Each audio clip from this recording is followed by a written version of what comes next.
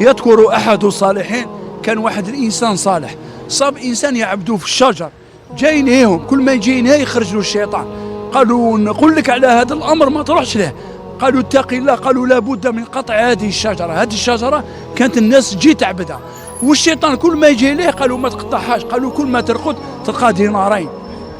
راح رقد هذاك الإنسان، اختر بهذاك الشيطان، راح رقد لقى دينارين، يوم الثاني لقى دينارين، اليوم الثالث لقى دينارين، اليوم الرابع ما لقاش دينارين. حكم هذاك اللي جا قطع الشجرة.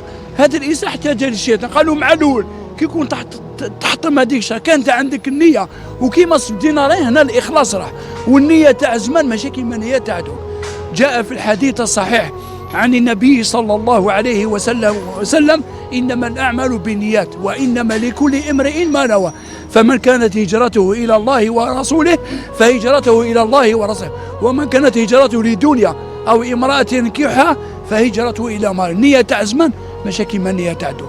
الناس زمان كانت عندها الإخلاص لله عز وجل. أول حاجة النية المحل تاعها في القلب، يعني الإنسان كي ينوي حاجة في قلبه لله ربي يقذفه النية، والنية هي الإخلاص عز وجل. ماشي أي إنسان وين ربي يعطيه النية، ماشي إنسان يدير معصية ولا يدير حاجة يقال نيتي، لا إنسان ما يتحايلش مع ربي. هذه